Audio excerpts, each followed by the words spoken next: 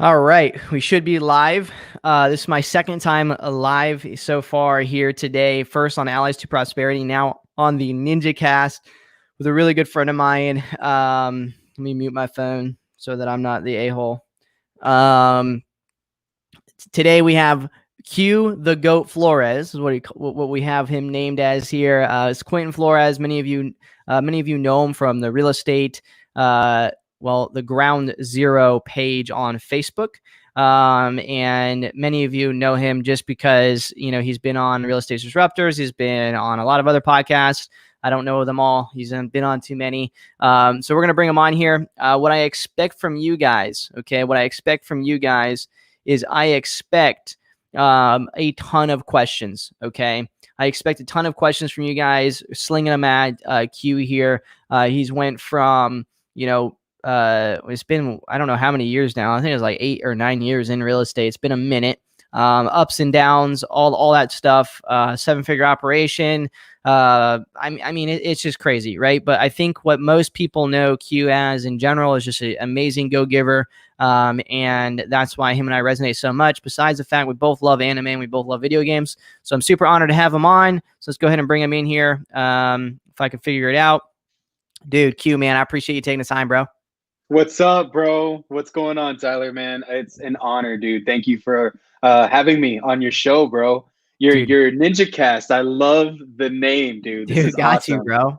Gotta put my Shodan on. You know what I mean? Of course, dude. I'm just gonna put it out there, just because we mentioned beforehand, I'm gonna be drinking a beer, and I felt like a jerk because afterwards I realized that Q is fasting from beer.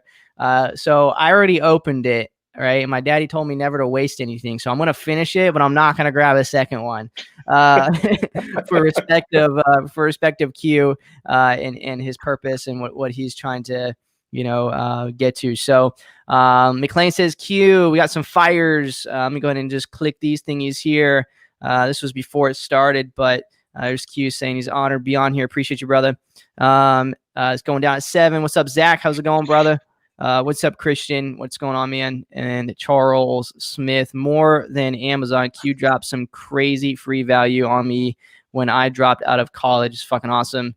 And I expect nothing less than good fortunes going to Q because of how much of a go-giver he is.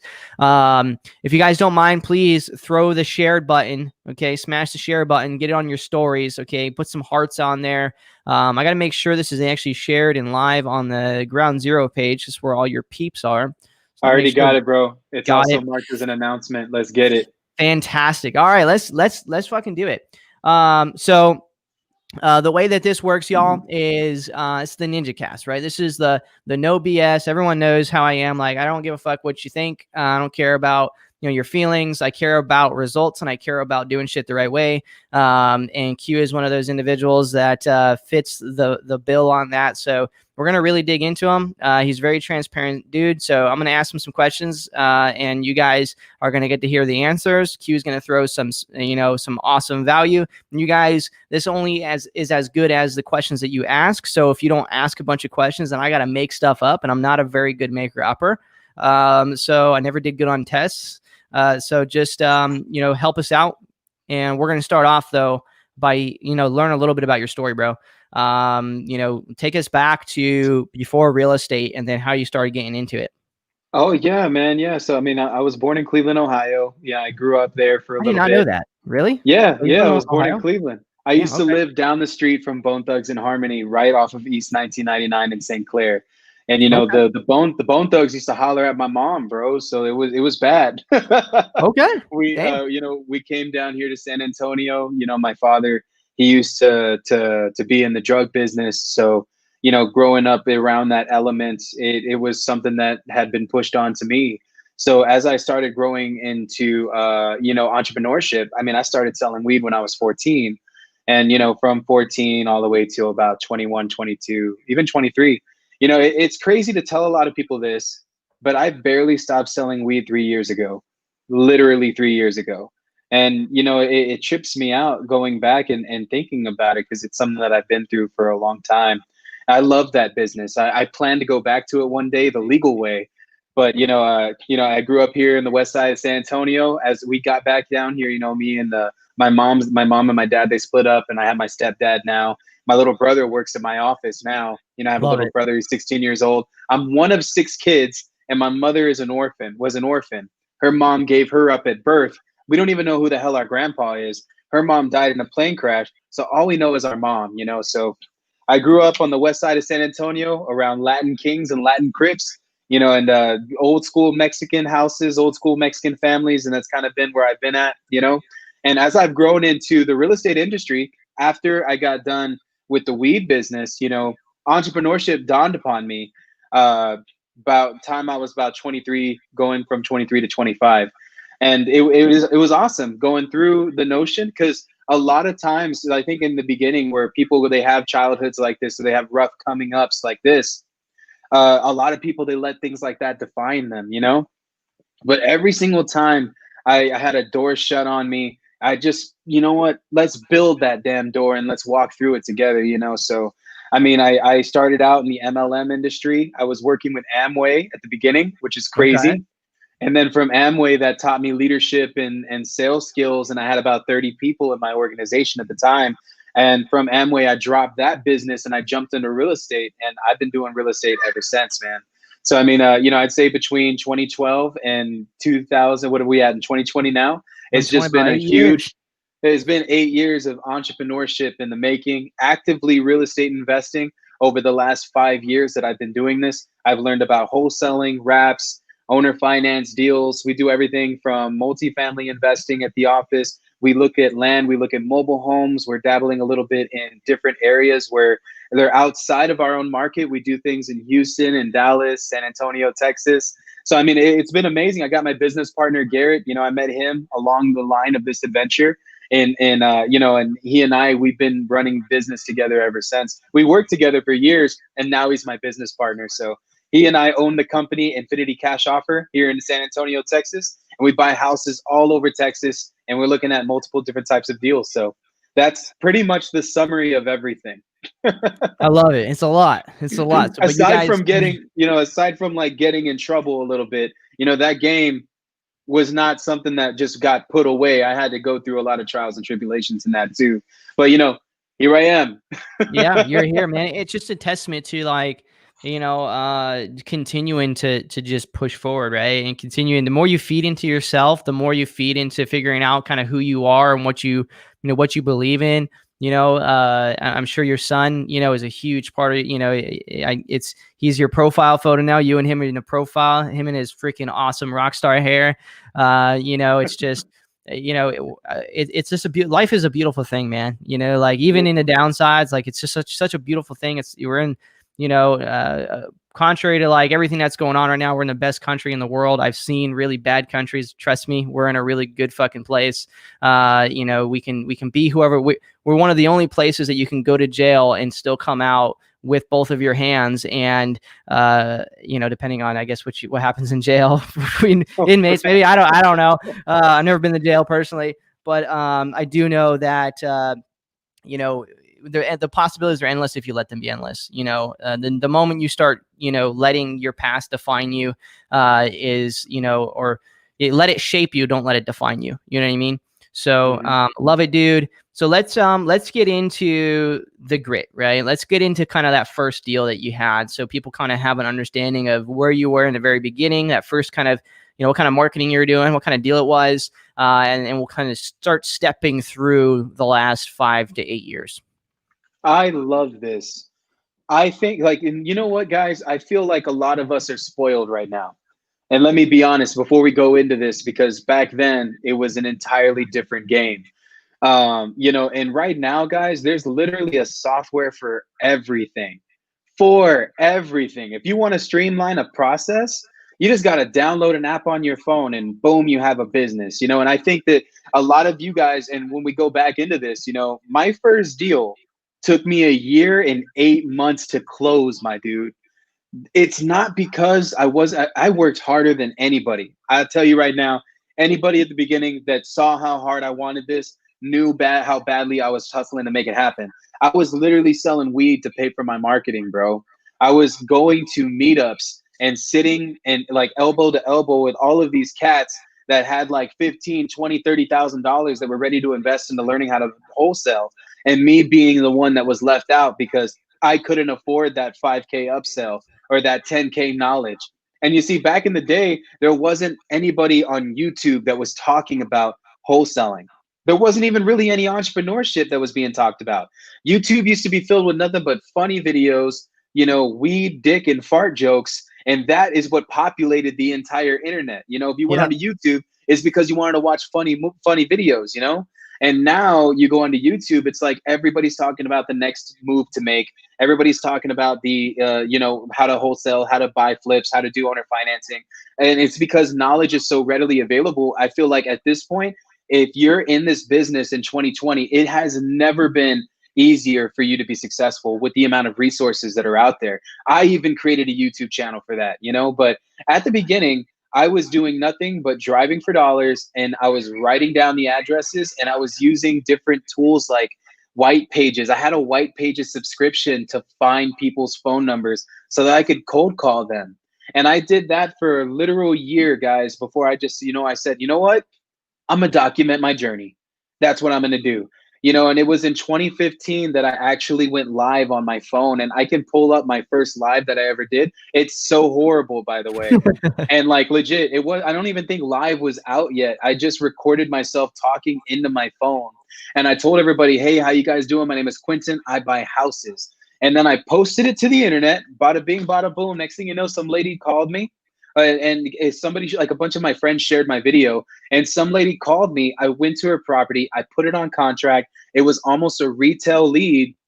Garrett helped me sell that deal, and it was a $4,000 fee. I got 2,100 of that. Garrett got 1,900, and I made $2,100. It was the best moment of my life. When that lady told me that she was willing to sell me her house and she signed the contract, dude, I about shit myself. I had no idea what the hell was going on. You couldn't even tell me what part of the house was the foundation. That's how little about real estate I knew about. I remember a friend asked me, what's the most important part of the house? And I was like, I don't know, the AC, because your boy likes cold air.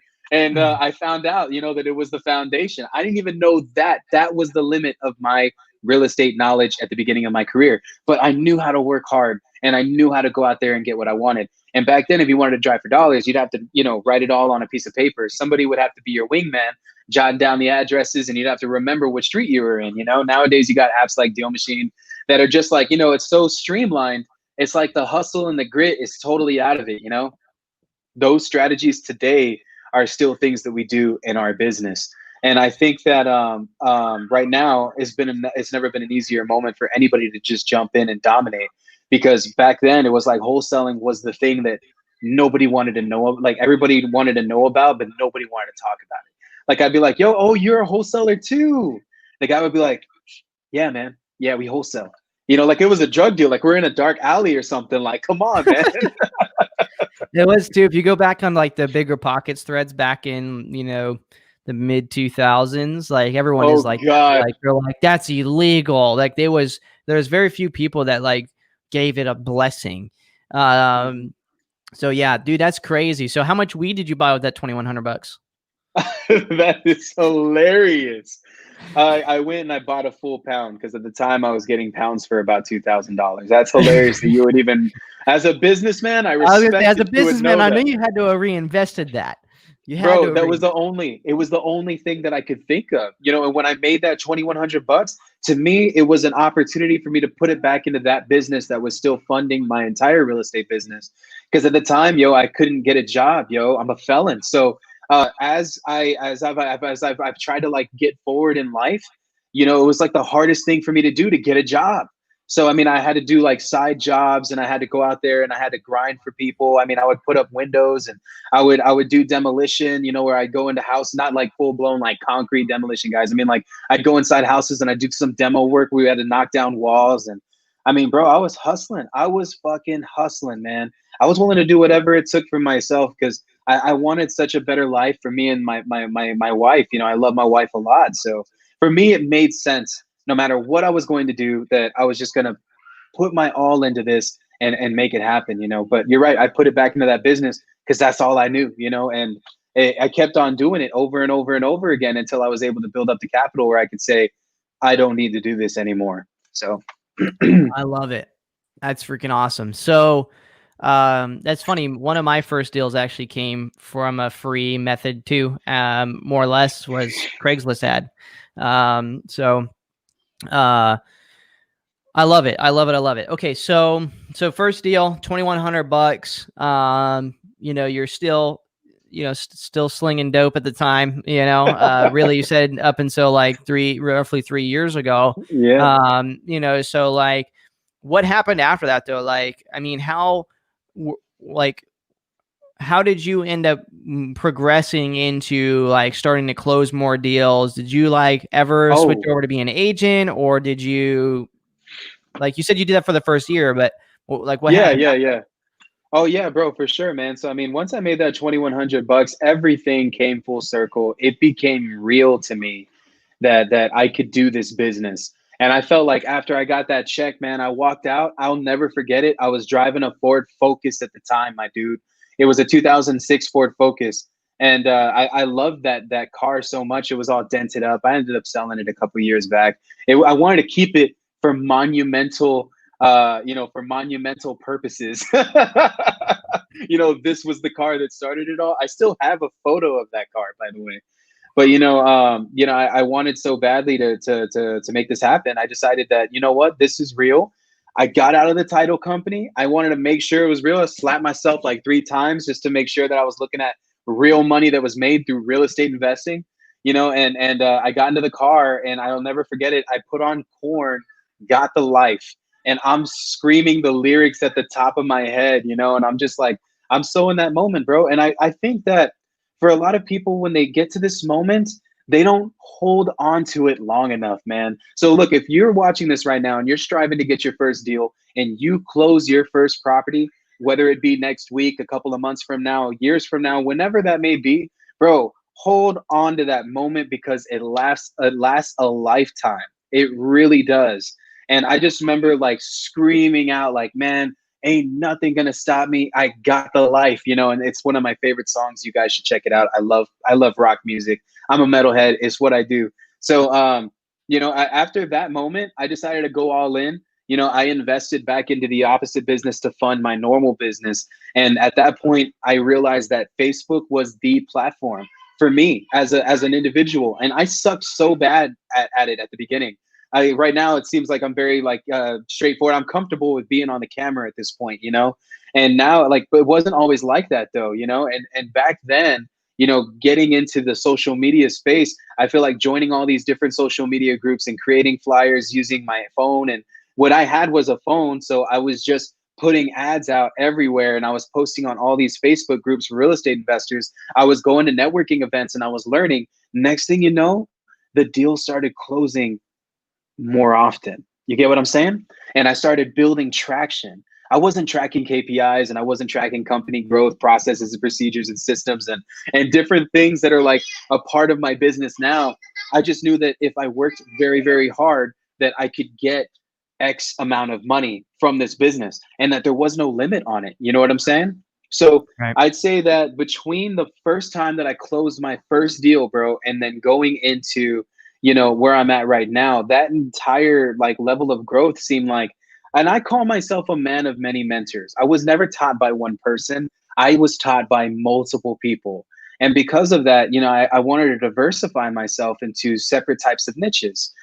So like with me, I love networking with attorneys. I love networking with people that owned wholesaling companies at the time because, they knew more than I knew. So I made it a point to figure out a way to bring value to those people so that I could get the free education that I needed and then apply it to my business. But we didn't open up our first office until mid 2018. But before all of that, I didn't have any CRMs, no spreadsheets, no integration, no Podio, no nothing, and just going back to that moment, all I had was hard work and what I needed, and I knew what I needed to do to close consecutive deals. And I knew if I were to put in at least 60 hours a week, that I was going to get at least 2 to 3 contracts. So then that's what I was doing all of the time. I'd be driving around neighborhoods and jotting down addresses and knocking on doors. And I think that a lot of people try to skip that nowadays. But that part, in my opinion, was the most vital part of this entire journey, was to go through that, you know? And then one day it started popping up on YouTube and I started learning more. So, you know, consume the knowledge that you guys see, because it's all out there now. Like, it's all out there. Yeah, I think like people, you're so right. Like people don't want to put in, people want to like be like, oh, I'm gonna create like a 7-figure or multiple 6-figure real estate investment company, and they want to like, they either don't want to put in time, right, or they only want to put in like $200, and think they're going to create a 7-figure company. Like it's not how this works. That's how it works maybe on some YouTube channels, right? Go ahead and give them your money. I'm sure you'll see the results from it. That's been being facetious. There's a lot of grit. There's a lot of effort that has to go into it. And a lot of, like you said, a lot of people don't want to put it in there.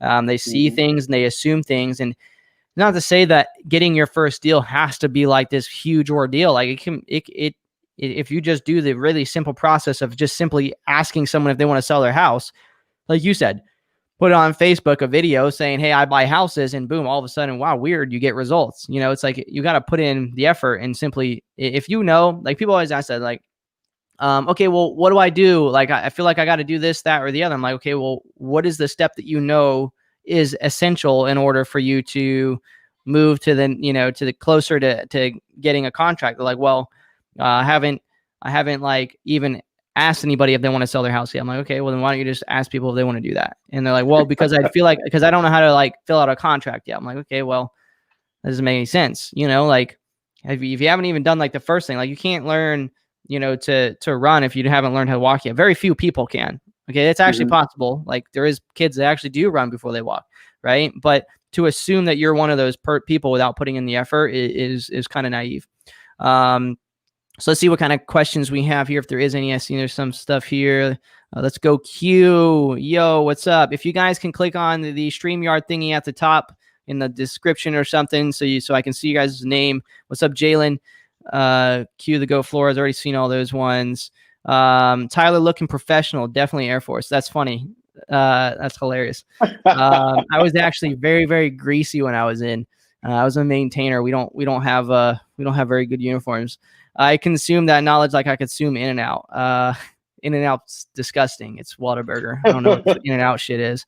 Whataburger all day, all day. Let's see what else we got. What's going on, gentlemen? What's going on? Two Goats. Appreciate you. Okay. How did you and Garrett meet? That is funny. I met him at a rave called Lights All Night in Dallas, Texas, and we were both doing Molly and smoking a crap ton of weed. That is how I met Garrett. Did I know anything about real estate at the time? Hell no. Garrett told me that I should check it out. And so he invited me to a free class where I sat next to a bunch of guys that were all in their 50s that were ready to retire, and they were looking at a company to invest with. This company is a very reputable company. And, I didn't even know anything about anything that they were talking about. And it had been the first time I've been surrounded by real estate. But I give a lot of credit to that to Garrett. Garrett has helped me out. If y'all would have met me back then, I was an entirely different person, and being now the entrepreneur that I am today, I credit a lot of that to meeting Garrett. And is a good friend of mine. He's not a huge on social media, but y'all can follow him on Twitch at Garrett's54. And that's my brother right there, man. I love that dude. He's helped me out. He's helped me refine my mindset. He's real big into psychology, so like I credit a lot to my success to that man. And we own a business together today. But our business was built on wonderful ethics. We have an amazing team at our office right now. And, right now what we're doing in the market, I've never even seen before. So I'm just super excited to be doing this with my brother. Garrett, guys, y'all go ahead and add him, follow him. He's super awesome. Go ahead and hit him up, man. Love it. Yeah. Check him out. Check him out on Twitch. You got to check out Garrett. What was the biggest battles you dealt with when you went into a professional environment versus what you were conditioned to growing up? I'll tell you this right now. I remember I got a deal on contract with Garrett, and Garrett worked for a company where they bought investment deals from wholesalers. So Garrett was an agent, and he would represent those investors as they bought properties, right? And it's so hilarious because this was the first time that happened, right? I didn't know what the hell earnest money was, okay? And apparently they were supposed to put up the earnest money on the contract I sent them. It was already drawn out. And, they signed the contract. And I'm like, yes, we're going to close. It's like my second or third deal. I don't even remember. But Garrett calls me back 2 days later. And he's like, yo, bro, the buyer backed out, man. And the earnest money, the earnest money or whatever the hell, he's going to want it back. We're going to have to give it back to him. And at the time, I was like, wait, what? We got money from this? And he was like, yeah, well, the buyer took his earnest money back already. And I was like, what do we do? Do we call up the boys? Do we go to his crib? Do we got to get this? What is this? What is this earnest money right now, bro? Like, what is this earnest money, and why isn't it in our pockets, my dude? And like, legit, he's like, Q, no, it's a transaction. It's part of a deal. I was like, oh. About to like roll up on a freaking house. That's hilarious. My God, bro. And that was the challenges of this were in that business, guys. And this is something that I think bleeds into real estate and the professional environment. If I messed up in what I was doing before, a lot of people would have came after me, and bad things would have happened to not just myself, but my family. And so what I learned in that business was that your word is your bond. When you say that you're gonna do something, do it. If you say that you're gonna follow through with something, follow through with it. You get what I'm saying? And otherwise, it could mean your life, yo, like 100%. So graduating from that realm to this realm wasn't really that hard. But I will say that there was more ethics and there was more rules that I had to put in perspective. I'm a very analytical person. And if you guys have read the book Traction, my thing is that I am a visionary integrator. So I'm an integrator implementer. So I'm not the vision type of person. Garrett carries the vision part for me, okay? But I if you tell me that I got to do something, I'm gonna hustle and I'm gonna do it. If you're gonna tell me that there's some analytics to it, I'm gonna figure out the best plan of action and then do it. That's just how I've always been. And if I think that the ethics that I got from drug dealing bled into real estate, 100%, because it taught me to keep my word still in this element, and also to study the analytics of it to see what and weigh the risks of what I was getting into. For a lot of you guys that don't know this, but I mean, I love real estate. I do curative title work on a lot of our own properties. And, I love doing the paperwork. We get very down and dirty. It's one of my goals to hopefully one day figure out a loophole on how I can become a real estate attorney. And I love law. I love paperwork. I love the things that are attached to a house. People think that if you control the house, that you can control the income. If I can control the paperwork, I can control the house. I've been a source type of person my entire life. I used to buy bud from people here in town, and I could never get it for the price that I was wanting to get it. If I bought a house from Tyler right now, he's going to tax me, no doubt, right? If I go through and I stack multiple levels of indicators and I pull a list directly from the county and I'm able to find that house myself, then I eliminate Tyler from the equation. So as a wholesaler, you realize this, that there's sources to everything.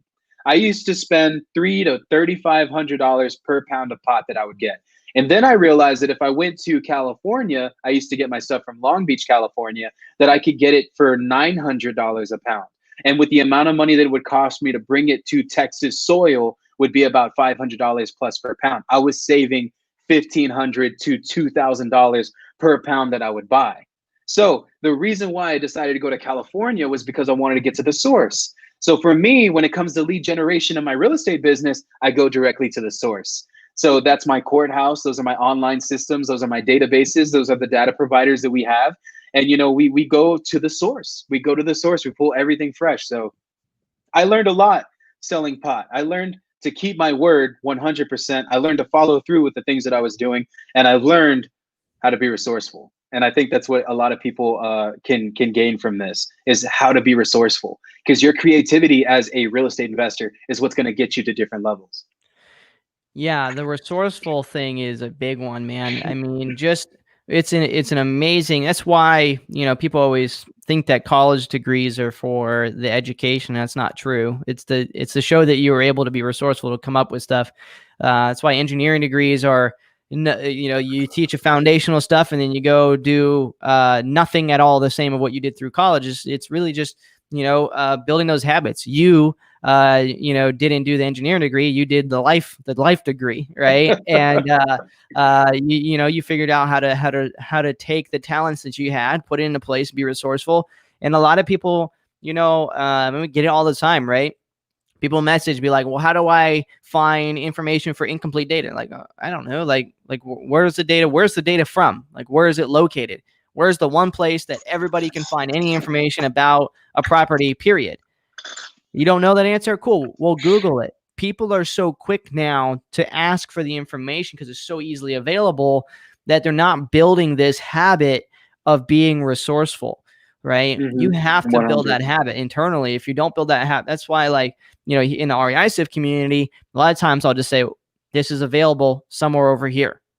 You know what I mean? And it's like find it, because we're trying to build entrepreneurs. We're trying to build people who don't have this. And it's only because we have a lot of newer investors in the community. But, there's still people that are super seasoned that have never dealt with systems in their life, and they're like, well, I don't know how to do this. I'm not really tech savvy. I'm like, okay, well, sure as hell about time to become tech savvy, because this is not technology ain't going away.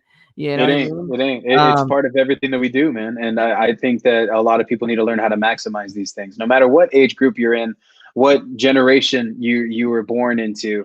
You got to maximize these things because they're available to you, and they streamline very tedious processes, things that weren't available to us back then. I'm telling you right now, it's never been a better time to jump into the real estate business. I don't give a shit what kind of market it is. Right now, it's building up this giant tsunami because obviously 1.56 million people don't apply for unemployment and nothing happens. The people talk about this crash that's coming. It's this giant wave that's picking up that hasn't been hit right here yet before it's gotten here, and then it topples over. You get what I'm saying? And guys, no matter what happens in the market, there's always going to be investors that are buying, whether they're buying at the peak of the market or they're buying at the crash of a market. There's opportunity, and you start learning more about that opportunity the deeper that you dive into this business. I guarantee it. Yeah, 100%. There's always, no matter what you do, somebody's trying to get rid of the property. You just got to figure out who that person is that's trying to protect their ass. Yep. It's either a homeowner, it's either a bank, it's another investor. Who is it? Find out how to get in contact with that person, and you're going to start receiving, revenue from it. I love this. That's actually a quote from Tyler that I love the most, that has stuck with me. And we built our entire business around this. Doesn't matter if the market is upways, sideways, downways, doesn't matter what's going on. The demographic of a seller never changes. If the guy needed to sell his house before the crash, he's going to sell his house after it or before it. Doesn't matter. There's a guy out there that wants to sell his property, or a woman. Right. 100%. 100%. Okay. So we covered a lot about mindset, a lot about, how you could take other skill sets and utilize it in another business model, and just really kind of about your mindset and kind of where you came from and where you're at now, mentally.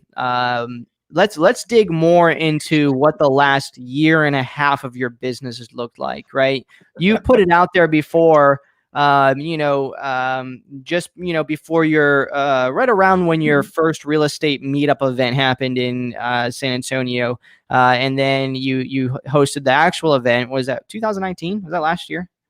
I've hosted 4 Ground Zero events. Ground Zero has been an ongoing thing, but the first one that I did was at the beginning of, I believe, it was at the beginning of 2019, actually.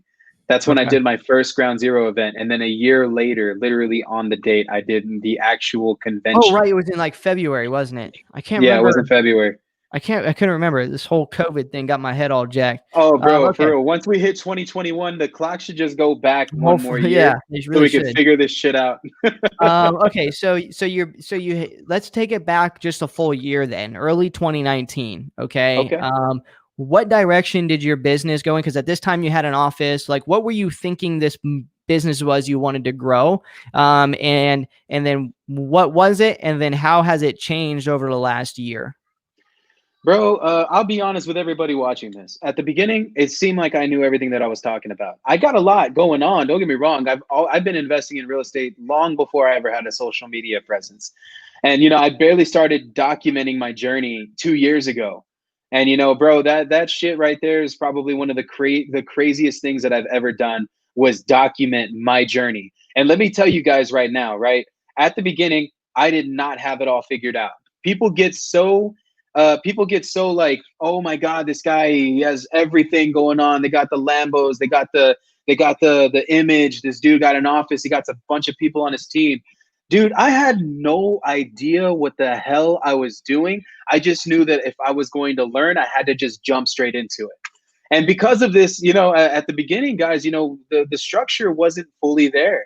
I had a crap ton of leads. I had a bunch of people that were willing to join my team. We weren't using a dialer yet. We weren't using SMS yet. I don't think any of those platforms are really out there fully yet. I think Mojo had just came out 2016. And then all these different companies kind of started popping out the woodwork, targeting wholesalers for their dialers. But at the beginning, going from mid 2018, when I first opened up my office, all the way to where we're at right now, guys, I thought that it would be an amazing idea for me and an individual that we were working with, Garrett, and another person. It was three of us at the time, to open up our office, and I started bringing on sales reps, because I figured if I could duplicate myself and I could teach people sales skills, I could teach people follow up, I could teach people some of the stuff that I learned about data, that it would help me scale my business, right? And guys, you never want to build on this foundation. And I promise you, this is one of the worst mistakes I ever made, okay? And I'm sharing this with you guys because I truly believe y'all are going to get value from this. I scaled up to a 3-man operation. And then next thing you know, we had reps. It was 4 or 5 people at the office, my older brother being one of them.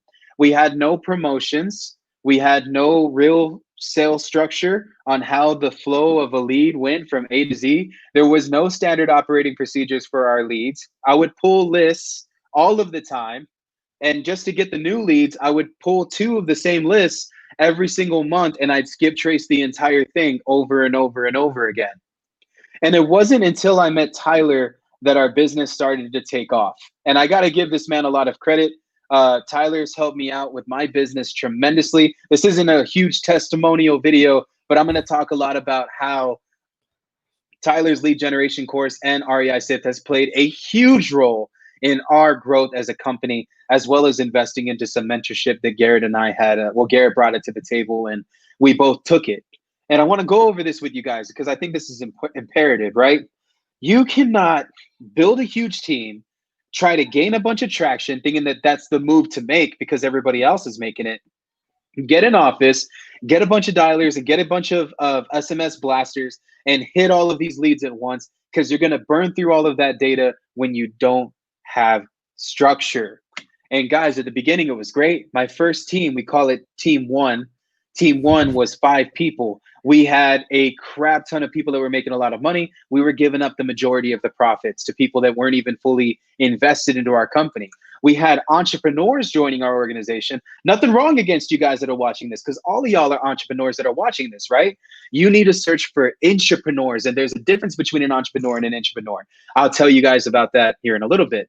But I was hiring entrepreneurs that I knew would one day get everything that they could from me and want to build their own businesses. That is completely okay. I love every single person that has been a part of the Infinity Gauntlet journey, the Infinity Cash Offer journey. They all played a huge role in me growing as a leader and growing as a person. Every single one of them is family to me no matter what, okay? But a lot of those guys, I think the entire Team One is gone except for Leon. Leon, who is our operations manager at our business now. He's my best friend. I've known him since I was 12 years old. He's the only one from the original team, besides Garrett, that has stayed with us this entire time. And he's on salary plus bonuses plus commission. So let me tell you guys a little bit about how all this went down. From 2018 to 2019, we closed multiple 6 figures every single month. The problem with that was that a lot of those profits were getting paid out in commissions. It sounds very sexy when someone says they hit 6 figures, doesn't it? Until you figure out that there's massive overhead involved with sustaining a business that produces $100,000 a month. So we had business partnerships, commissions, overhead, all of those things were a part of, we'll call this team one, right? Everybody went their own directions, completely okay. Love all of them. Team two comes into play, and we decided that we were going to scale up even further because we were doing so well. We had no actual structure, guys, to be bringing on the amount of reps that we brought on. There was a point in time between mid 2019 until literally the end of the year 2019 that we had too many people on our team. We were closing 15 to 20 deals a month. I think we did 1 month, we did almost 25 deals. And I'll tell you right now, what was the problem with that? We have 15 to 20 reps and we're closing 15 to 20 deals, and each of them are making 10 to 15% per deal. What's the problem with that? Your people aren't eating. Good for you because you're making money, not good for your team. You get what I'm saying? And because of that, guys, we had to scale back our entire operation.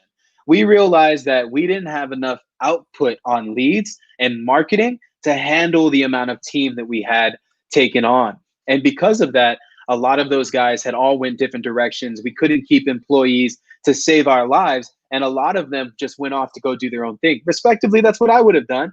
I'm with a company. There's too many of us. We're all going through the same leads. Yeah, we're finding deals, but none of us are making enough money to feed our own families. So a lot of them had to go off, branch off, do their own thing, find their own businesses, close their own deals. And so we decided that we had a we realized that we had a huge problem with our systems, guys. And let me give y'all some perspective on that, man. It's not a bad thing to grow this way. I'm telling you guys this so that y'all can learn from my mistake, because it was a big mistake and it cost me a crap ton of money trying to get everything together, man. If you're going to be running with a pack of wolves, you got to make sure that you bring enough the food to eat. As the leader, you're the one who is responsible for your teams to grow. So, I mean, the first thing that we did was take the lead generation challenge, and we cut our team in half. That was like the first two things that we did. And, Tyler, if you want to kind of go over that with them a little bit on what that is, the lead challenge and stuff. For everybody that's watching this, all my Ground Zero fam, this is amazing stuff. Yeah. So I'm going to touch on a couple of things that you just mentioned, though, because I think it's like super important. He mentioned how they had a lot of people and there's not enough leads coming in to eat. Just a few things that, in my personal opinion on this, is generally most operations only need one acquisitions guy. If your acquisitions, the person that you call in acquisitions, isn't making offers all day throughout his whole shift, you probably don't need to hire another acquisitions person, right? 100. Because he still has time. When you start scaling, this is like general business practice, and a good book to read if you guys want to dig into this deeper is a book called Profit First. If you start scaling and you're trying to figure out how to meet a net revenue goal, let's just say you make $100,000 in a year, okay, and you only net, let's just say, $15,000 of that money, right, in your pocket, because you have that was $85,000 of expenses and commissions you're paying out and everything else. Right? There's not very much money left for you to be able to eat, let alone anybody else. Okay. So how do you spend $85,000 still, right, but make your net profit, or how do you spend the same amount of money but make your net profit higher? There's only two answers to that. And there's only one that really matters. And that's that the people you have in your company probably are being paid and not actually working to the level that they could be. Right. So there's this magical thing in business. It makes absolutely no sense, where you have to somehow figure out how to spend the same amount of money, right, produce more revenue, but not pay anybody any more than what they're already making. Right? How do you do that? Well, you make sure that the people that are working are spending the right amount of time and energy in their roles that they're already having. You increase their productivity.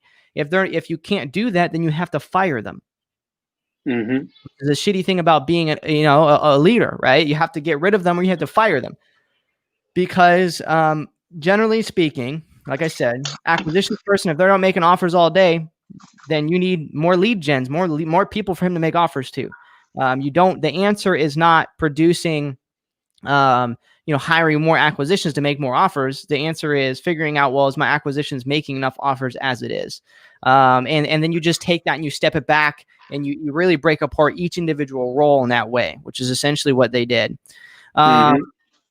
So the auto lead gen challenge, I personally don't like to necessarily take any credit with any of the people that take the challenge. It's been a fantastic journey, right? Because we started in June, or was it June? Somewhere around there. Anyway, it started this year. It wasn't June. It was way before that.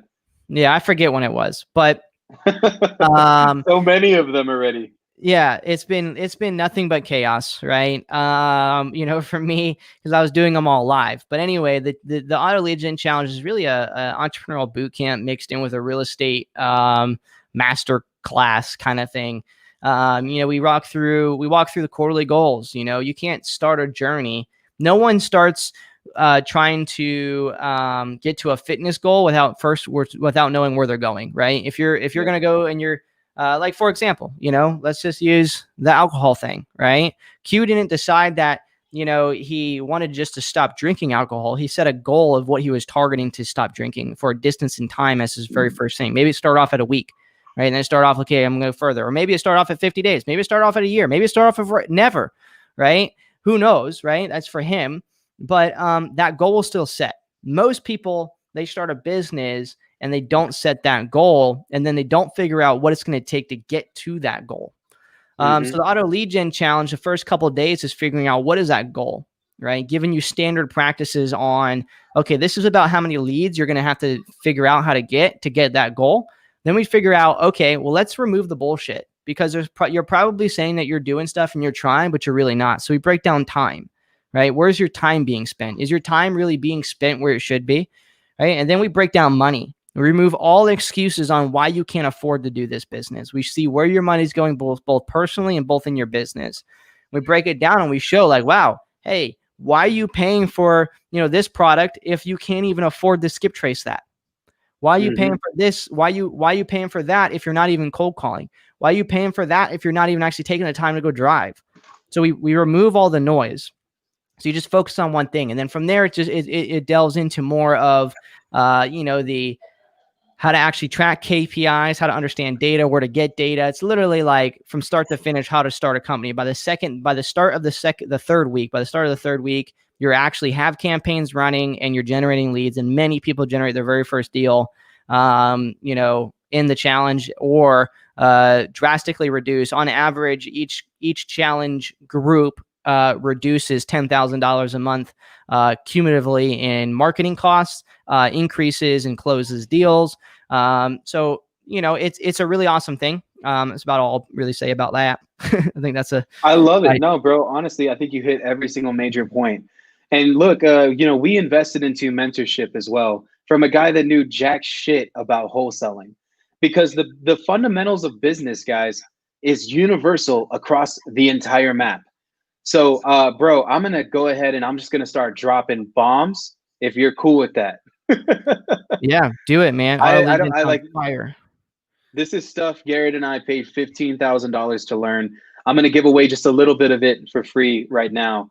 And I want to pay homage to my mentor, Preston, out in El Paso. I love you, bro. If you're watching this, I can't thank you enough for giving Garrett and I the vision that we never had. So with that being said, when it comes to business, guys, and I'm going to talk to you guys about this. You have to look at your company in a third-party perspective.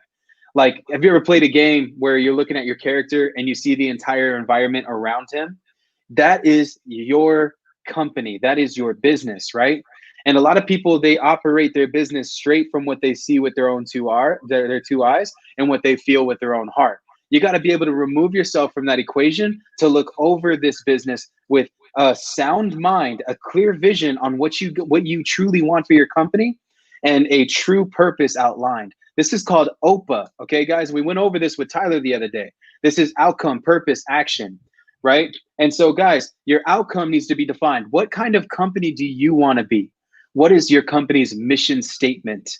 What is it exactly that you are trying to accomplish? People try to start this business without reverse engineering the process. Purpose. What is the exact reason why you're going to do this and why you must accomplish it? No questions asked.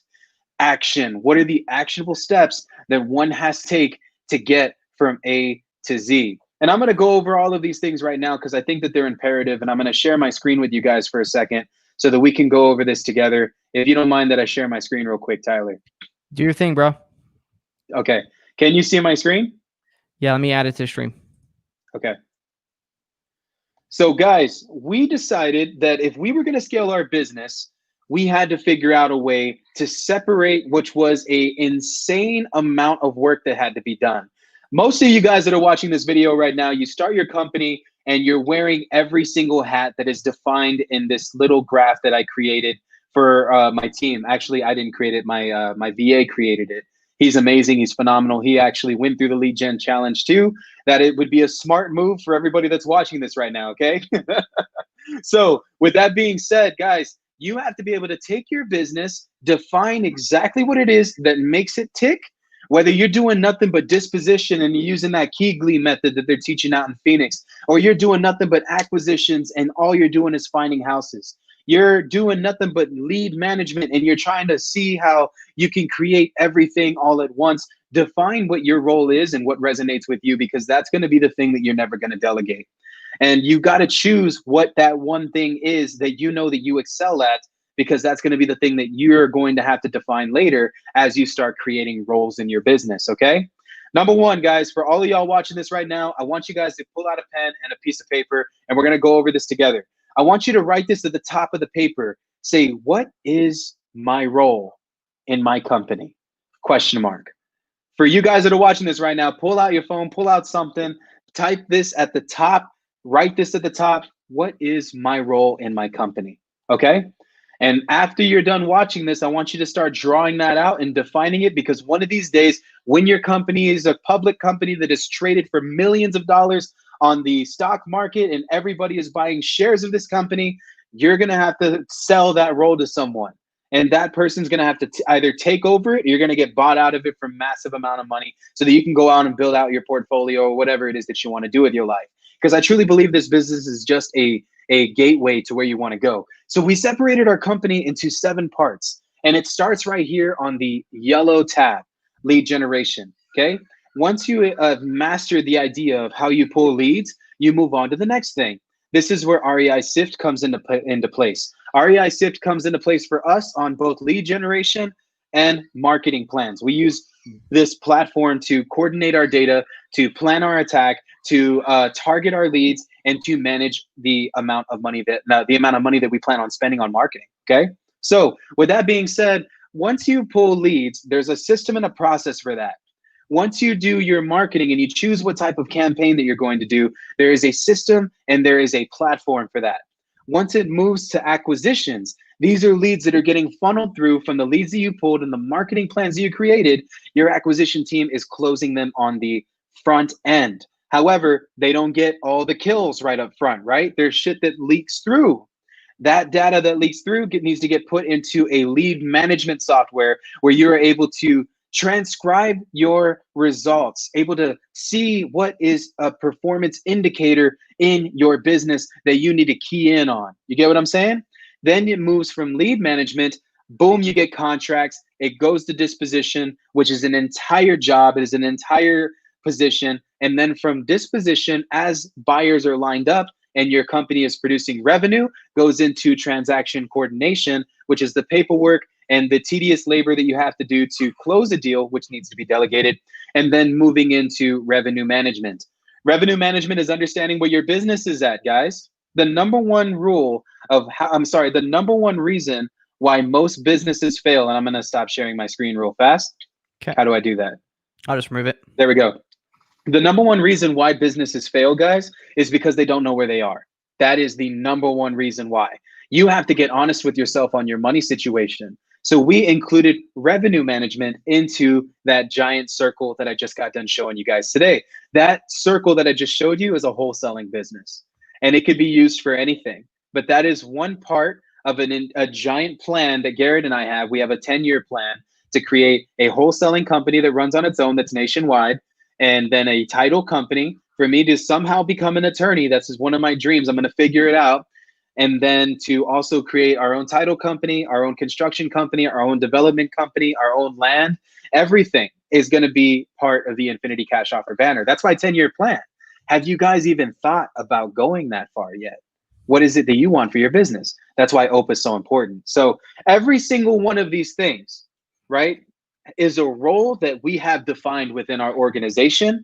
Once we started creating standard operating procedures, that was taught to us, you know, and I'll say this as like, this is me being like swallowing massive ego, because as someone who has been in this for a long time, it's hard for me to say shit like this, but I consider Tyler a mentor and a brother and a friend. And he told us that we needed to create roles and standard operating procedures for every single part of our business.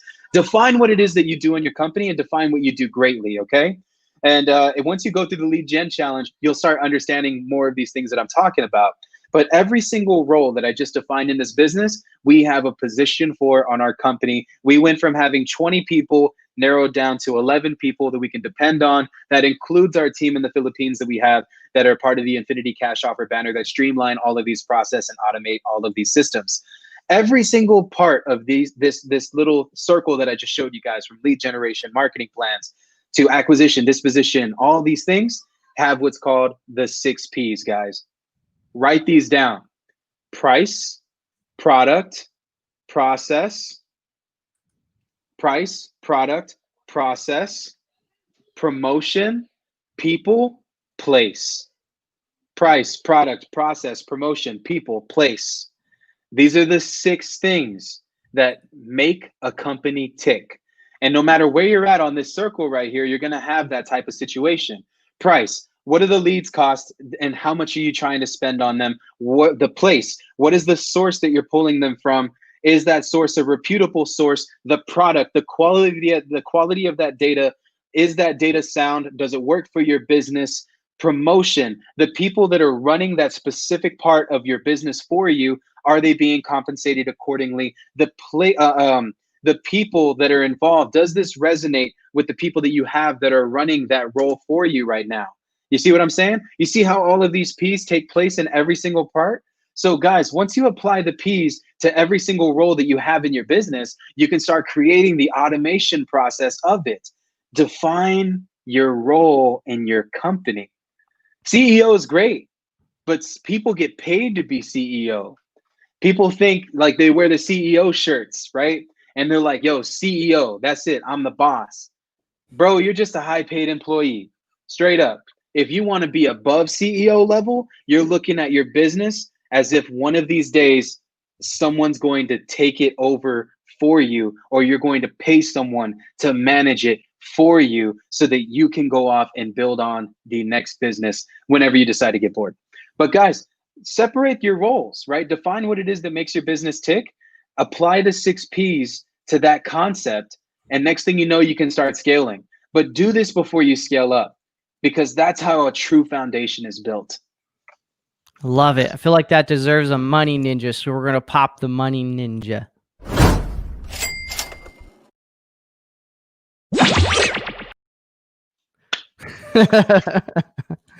Like a little money ninja? That's got to be the dopest thing that I've ever seen, bro. Oh my God. Money ninja. You follow everything he just said, you're gonna make bunches of money, and you're gonna have lots of friends that also do the same thing. All your garbage friends are gonna go away, and they're not gonna matter no more because you're gonna be leveled up. Love it, love it, love it. All right, so I'm gonna pop this question up that she said, but I want to, just so I don't forget about it, so you don't think I forgot about it, I want to touch base on a couple of the things you just mentioned. But she said, I've been having a crazy time with SMS, always getting blocked. Even though I'm very careful with my language, people send 40K messages a day.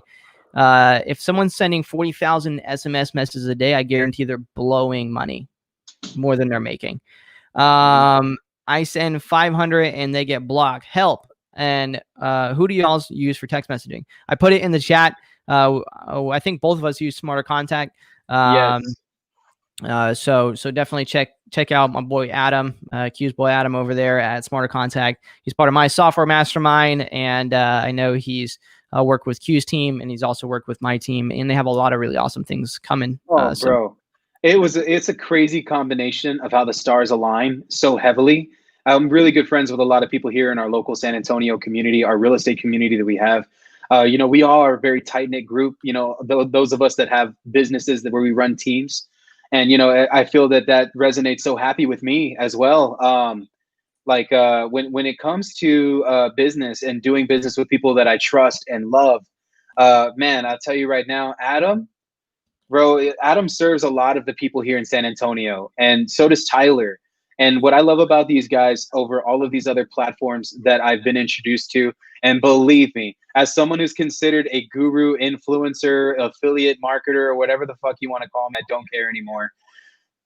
I get hit with softwares left and right. Not once has someone taken the time out of their day with me the same way that Tyler has or that Adam has to ensure that I know what the hell I'm doing.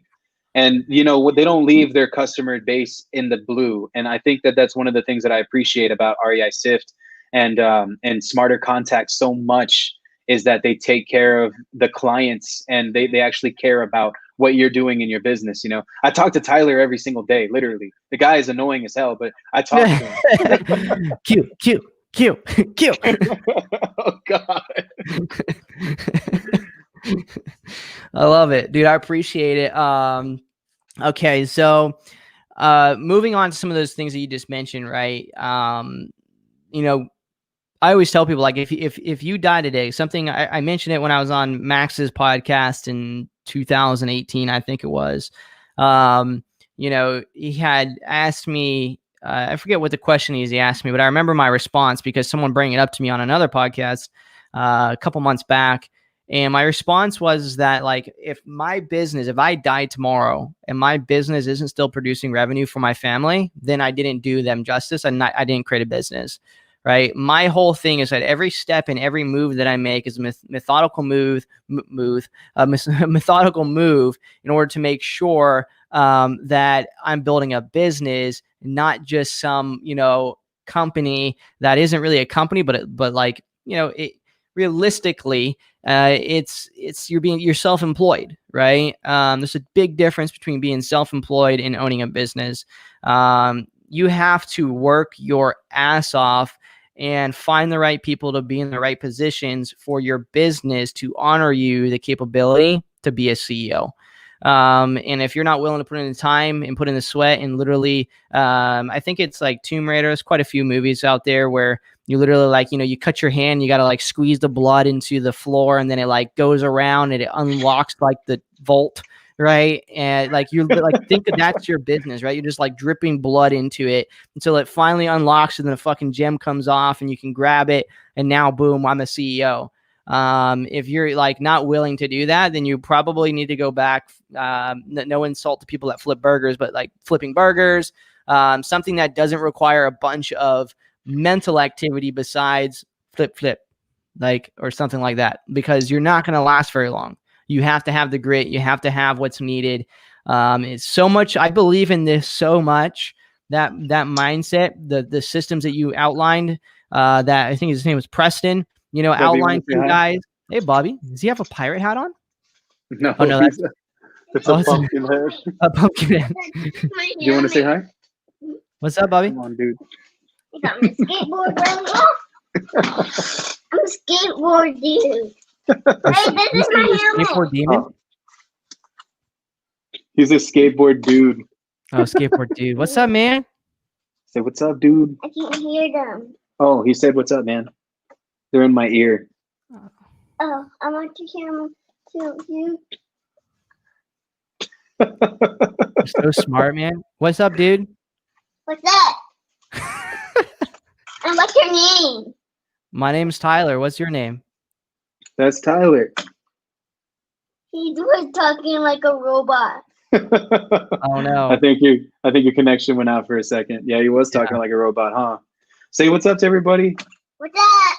Tell them how amazing I am. Do you want me to lie? No. So what am I supposed to say?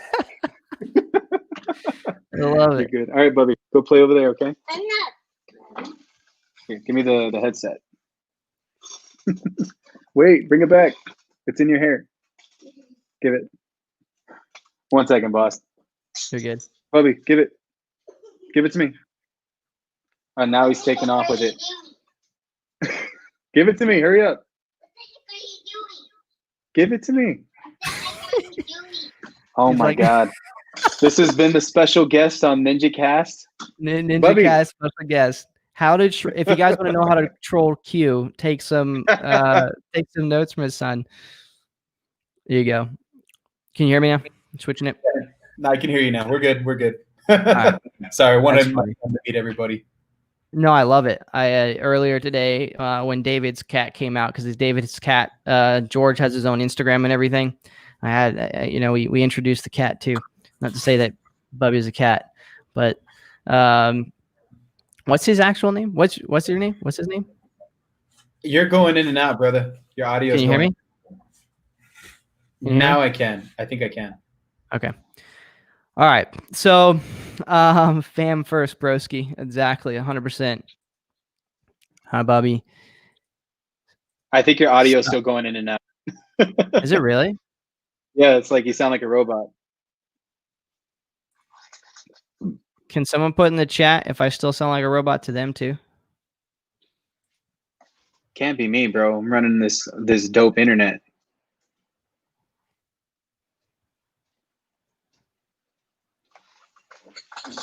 Clear to me. Jalen says clear to him. I can hear you from Facebook user. Maybe you're both clear. Stream is good. Okay, we're good now. I think we're good. Okay. All right. I forget what I was talking about. But essentially what everything boils down to is don't be a bunch of fucking lazy bastards, okay? And put into your business what your business needs. All right. Oh yeah, that's what I was saying. I believe in the methodology of everything that was just said. You know, what you said about what Preston had said and everything else. What's up, Philip? So much that literally the branding on REI SIF's landing page and everything else is moving in that direction to say, like, listen, if you're not here to destroy the real estate space, then this is not the place for you. This is the place for closers. This is the place for people that are looking to dominate sales and marketing. If you want to learn, you want to scale your business, you want to learn how to save money, you want to, increase your profits, then fantastic. If you want to make excuses on why you didn't use the platform, or you want to make excuses why, you're not being successful in real estate, I can promise you that if I can do it, if Q can do it, if a lot of the users that are having success can do it, then you can too. If you literally just listen to the words that just came out of this gentleman's mouth, right? But the problem is that y'all are sitting here thinking, okay, I'm going to listen to this shit, but I'm not going to actually implement it. I'm not going to actually take it to heart. It's a big difference, right? There's a big difference. It's like when I used to be lectured by my dad back in the day, I used to sit there and just wait until it was over. All I was thinking about is can't wait till it's over so I can go fucking play video games, right? If I would have sat and just listened, through the conversations, I don't know what I would have. I don't fucking remember half the shit that was in the middle. All the shit that's in the middle is the good shit. Y'all fucking see her on YouTube clicking, click, click, click, click, trying to skip through the video to find an image of something you're interested in. It's that 5 seconds that you're waiting for that you skipped over, right? So put in the time, put in the efforts. All right. Put in the time, put in the efforts, guys, 1000%. And really work your business too, man. Like, honestly, you got to be serious about this if you're going to get involved with this. I feel like at the beginning, everybody's just like, oh, it's all great, it's all hustle, which is okay. There's definitely a lot of hustle. There's definitely a lot of grit that you're going to have to put in. It's all phenomenal parts of being a business owner. But you're going to spend a lot of time working very, very hard, not working very, very smart. So I wish somebody would have outlined this to me at the beginning on how to create a proper plan, and also define who you are as a person. There's a personality test we took at our company. It's called 16 Personalities. You can find it on Google, guys. I'd highly recommend taking this test and understanding how you as a person operate so that you can know who the best fits are for your company and for the people that you want to align with that take on a role in your business, and have them take the test too, so that you know that you can mix and match with this person. because there's some personality types that should just never own a business together, and you're going to end up failing tremendously not drawing these things out at the beginning. So take the time. Remember what I said, guys. Define your role. I promise you won't regret it. 100%, 100%. All right, so we talked about your past. We talked about how you got to your first deal, how we went through and the in kind of middle stages there between that first deal, stopping the slinging the dope. I feel like an old man when I say it like that, like he'd be slinging the dope.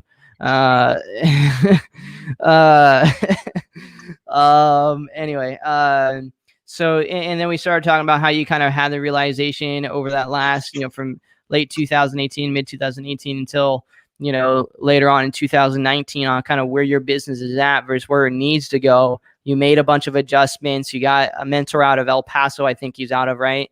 You guys delved in and we met, somewhere between that now and then. Where's your business at now? What's your primary focus on marketing wise? And by where's your business at now, I'm speaking specifically on like, what's your focus? You mentioned you guys do a lot of different deals, but are you focusing on sub twos right now, wholesaling, flipping, or is it kind of you analyze each deal as it is and do an exit strategy based off of it? And then what kind of marketing you guys doing to get them? Oh, bro, 100%. So one of the things that we learned from Tyler was lead management. And I felt like that was such a very, very crucial. You can find it online, Jacob, by the way. You can find it online. 16 personalities, put that into Google. It's the first thing that pops up, man. So where we're at in our business now, the scalability of it is just insane. At this point, in our business, we're hitting numbers that we never thought that we would hit consecutively. And it's been now at a point where we can see it for what it is and build off of it. And that's the best feeling in the world. A couple of weeks ago, we just got done closing a huge deal. It's probably my second largest deal that I've ever done. And it was $147,000. And that was a deal that we found through REI Sift and managing our data. We put that deal on contract and we did creative finance using mentorship that we had taken on through local investors here in town that put us on game. My buddies, Home Buying, Home Selling, follow them. Charles Hernandez, Mike Yanez, straight here out of San Antonio, Texas. They're mentors of ours, friends of ours, brothers of ours, their family. They bleed black and gold, man. We got their back 100%. Those are their company colors. It's been awesome. So they helped us facilitate that sub 2 deal. And bro, legit, like we did creative finance on the deal, popped it, and we were able to get $147,000 up front. Now we still have a note that we have to pay off on that deal, but it's money that I have to pay off for the next 15 years, man. It's $500 a month. That's nothing. I have 180 months to pay that off, but we got 147 racks up front. You get what I'm saying? That's the power of creative finance. So right now we're looking at different deals. We're doing sub 2 heavily. Right now we're trying to build our portfolio up for the company.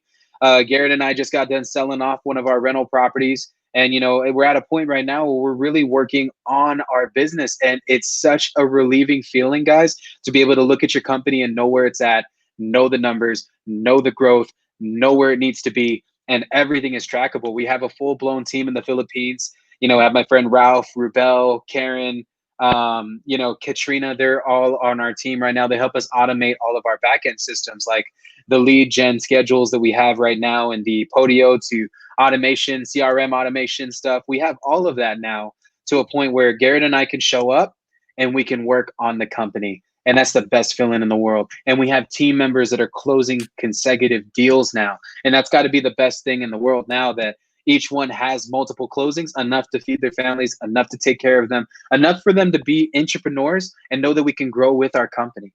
As our company grows, we plan on giving them shares of it, So, we have now a 5 and 10 year plan of where we want to get.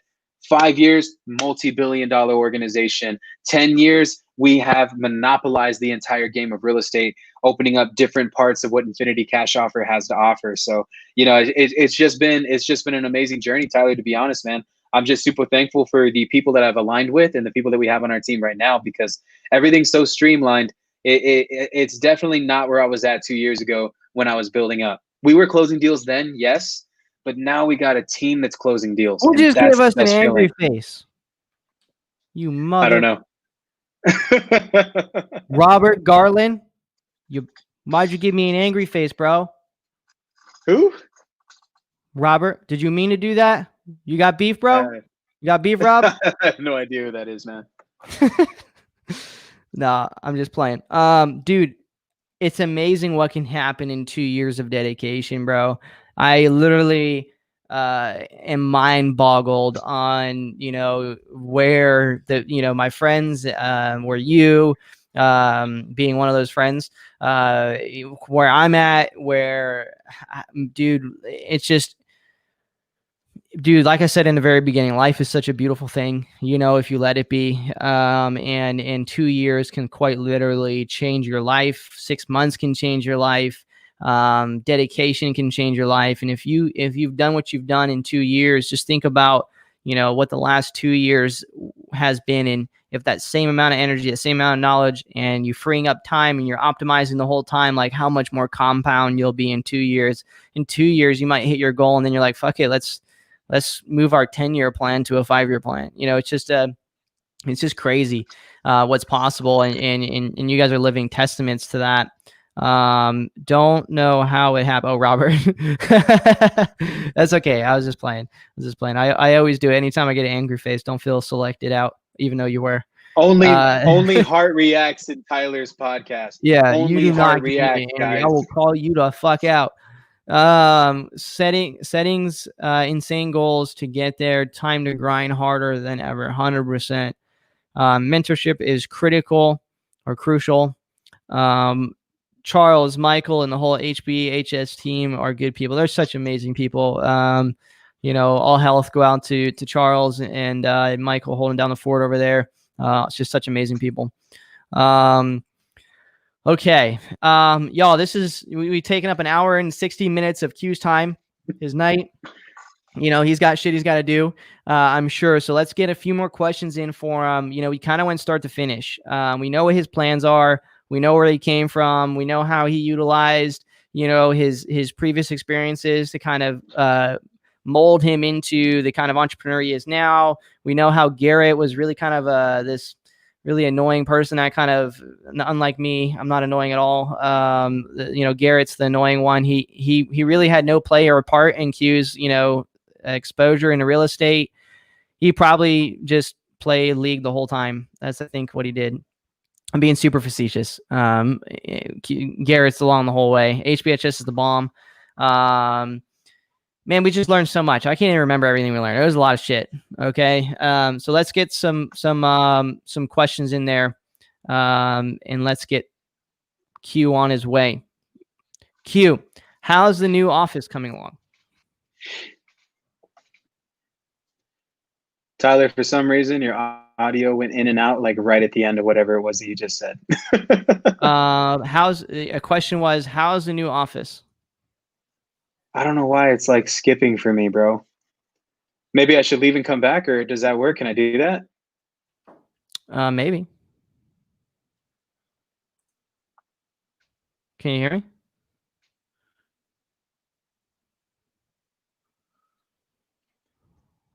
How about now? Okay, there we go. Yeah.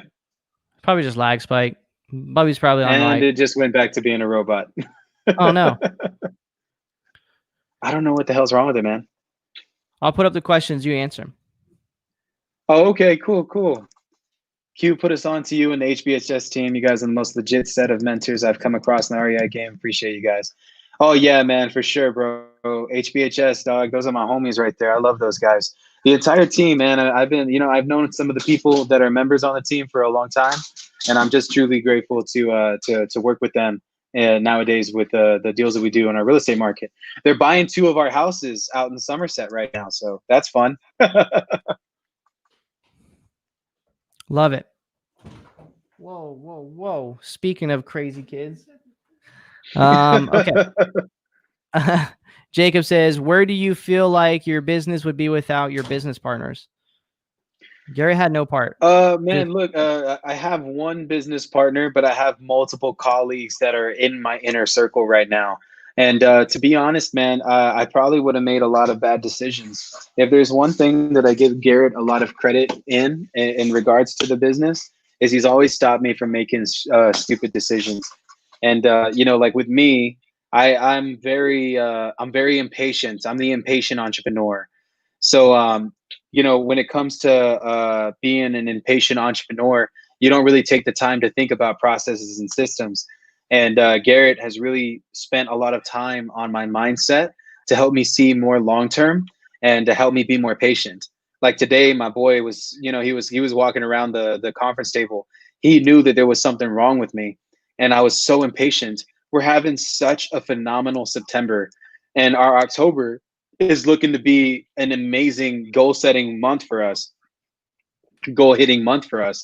And he was just like, bro, this is what we built up to. It took us 5 months to build out our system, and where we're at right now, bro, legit, you gotta be patient with it, so it's good to have something like that. And I'll go ahead and I'll touch on the entrepreneur thing, guys. An entrepreneur is going to see an idea and he's going to take it and he's going to run with it no matter what. An entrepreneur is going to grab an idea, he's going to get very excited about that idea, and he's going to try to implement it for his own personal gain. And there's nothing wrong with being a selfish entrepreneur, guys. It's not being selfish. It's more just being wanting more for yourself as a business owner, as someone who's trying to lead their family, whether you're a woman or a man or whoever. These are all things that can apply to anybody, right? An entrepreneur is going to see an idea, they're going to take what they can learn from it, and then they're going to run and implement it with wherever they're going to go, right? That is an entrepreneur.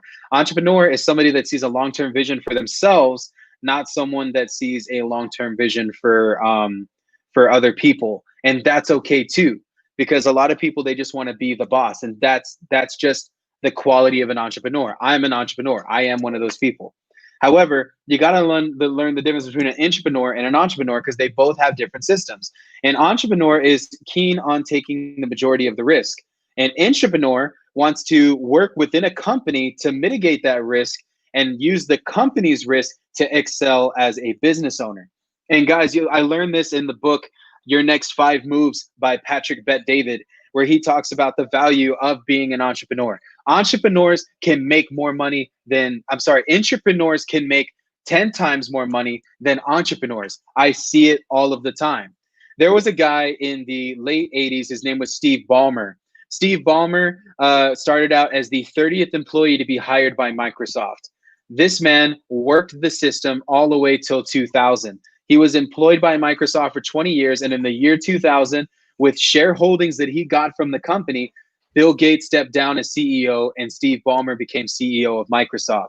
He made a little over $14 billion as an entrepreneur working within the Microsoft industry.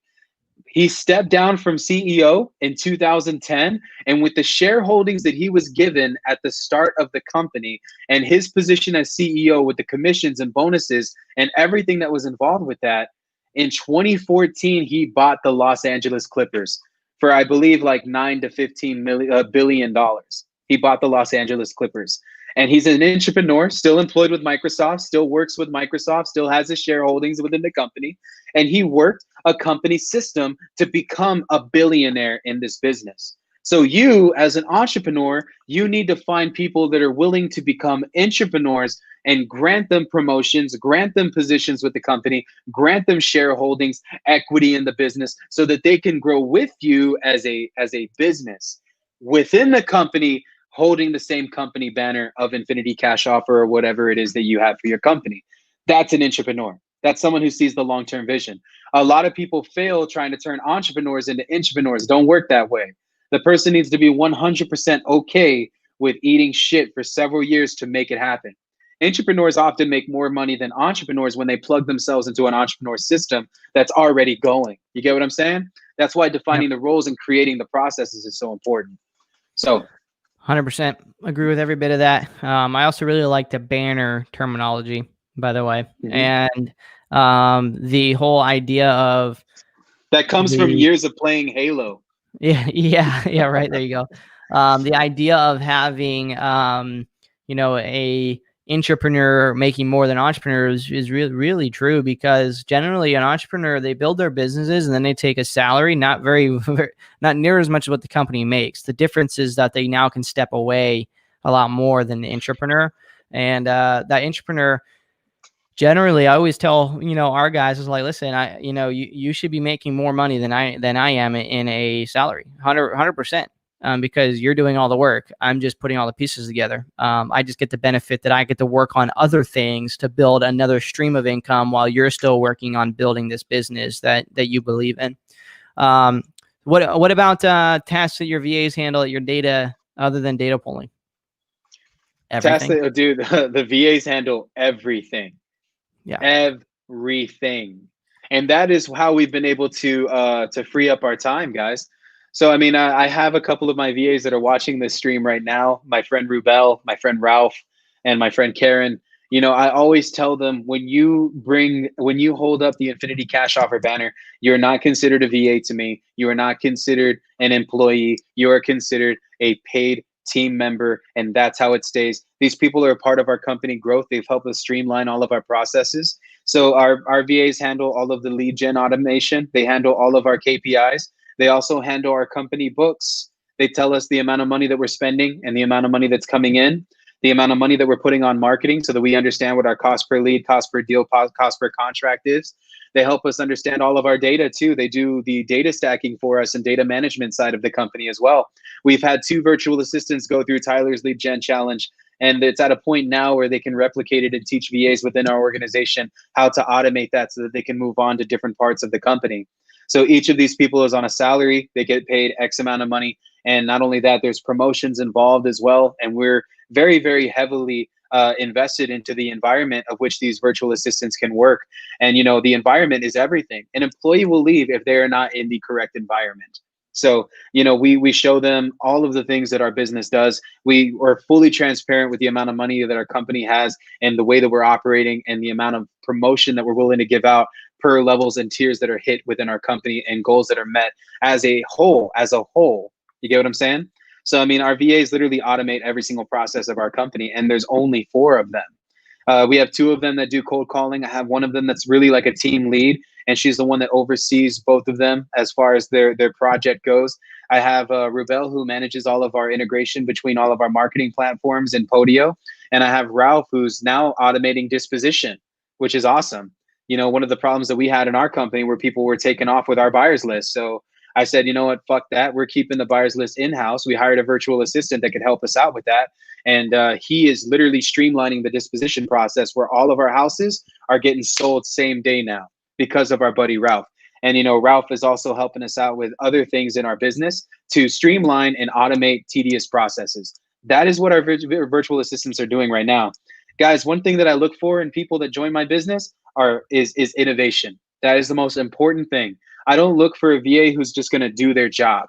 I look for someone who's going to enter into my company, want to grow with my company, and they have the honesty to tell me if I am doing this one thing wrong. Constructive criticism goes a long way, man. And your employees are going to know more about your business than you do. I promise you this. So you have to be able to dissect what they learn from your systems because they're the ones that are operating it to see what's effective and what's not so that you can put the pieces together, if that makes sense to you guys. 100%. Massive value there. So I have a VA calling 7 hours a day while I do follow-ups and send out SMS campaigns all day. Do you think I should be cold calling too in order to double my leads? How many offers are you making a day, Lawrence? That's an interesting question. I think that what you need to do, Lawrence, my opinion is to define your role. You need to, man. You got to sit back for a second, let your VA handle the business for you for just 2 to 3 days and draw out what it is that you do in your company and what makes your company tick. At that point, then you should figure out what you excel at. There's going to be one thing in your business that you should never delegate, and then figure out what you should be doing to get more deals. Because you and your VA can both work within your business. You got to figure out a way to lead from the front, right? So figure out what your role is in your company, define that role, understand what makes your company tick, separate it into 6 small parts, and then execute. Okay? Love it. 100%. I always recommend looking at the, I call it the 4 quadrants. Really, there's 5. But the 4 quadrants: acquisitions, disposition, marketing, and administration. If you're at the point right now where you're doing any of the administrative work, you should offload that. And unless you really love doing that, like he said, the roles in your company, then you should probably maybe do that and then hire someone else to do the follow up and the lead management. But you really need a lead manager. You need a cold caller. You need a marketing team. You need someone to make sure all that marketing is going out. You need someone to track all the KPIs from that. You need, there's just so many moving pieces. You just got to break it down. And if it's easier for you, then set specific days that you tackle specific goals. Like Monday through, Wednesday or Monday, Wednesday, Friday might be your personal days where you really hit marketing hard, but Tuesdays where you focus on all the KPIs or whatever. Like set up a schedule for yourself and just maintain that schedule, and then you'll slowly figure it out once you're consistent in one thing. So Facts. I love it. Dude, I really appreciate it, man. I know you got shit you want to do. I need to go hang out with my daughter for a little bit. I know you want to hang out with your son. So I do really appreciate you hopping on the Ninja Cast, bro. Is there anything you like just like end people with? Where can people find you that don't know who you are? I'm sure most people do, but we're on my YouTube channel as well right now. So some people might not have seen you. So yeah. Yeah, man, bro, if there's any advice that I can give you guys is build out the foundation of what your company is first, and then start figuring out what it is that you actually want to do. Draw out the plan of what your outcome is, of what you're truly wanting, outline your purpose, and then create the action, the steps that you have to take to get to your goal. Okay. And it doesn't matter where you came from, bro, whether you came from a poor family on the wrong side of town, or you had a decent growing up and you got a good educational background. None of these things, man, like when I talk about this past stuff, it's not to flex on anybody. It's just a way for me to say that no matter what it is that you went through, life is life. Your past is your past. You can either let it define you or you can let it grow you, okay? We've all had bad things happen to us, even if we're in the best place of our lives. Very few of us that grew up having perfect childhoods. I don't think the perfect childhood even exists. No matter where you're at and whatever position that you're at right now in your life, truly dig deep down, man. Dig deep down if this is what you really want for yourself, for your family, and what you're trying to do for yourself, and for the people that you love. Then see it through. See it through. Okay. If you say that you're going to do this, don't just watch this video and go on to the next thing. Dissect this shit. Keep it in your head. Retain this information. Okay. So not only that, I love you and I pray that God blesses you tremendously. And look, I'm a resource. If you guys want to hit me up, you can join my Facebook group, Wholesaling Houses Ground Zero. We have 17,000 members of people that are just starting from literally ground zero, trying to build their business out. You can follow me on Instagram at realestate_monster, and that's equivalent across all platforms. You can subscribe to me on YouTube at Quentin Flores. And yeah, man, thank you so much, Tyler, for having me on your show, bro. I am truly honored and blessed to have known you and have met you. And I can't thank you enough for everything that you've done for me and my family, man. So right back at you, bro. I appreciate it, man. Thank you so much. And can't wait to have you on Allies to Prosperity as well, so people can see a whole nother piece of not the real estate side so much, but really your mindset on why you do what you do for your family and why you're trying to grow. So love it so much. Can't wait to see each and every one of you guys in person somewhere, sometime when all this stuff is over with. Be blessed, bro. We'll see you next time.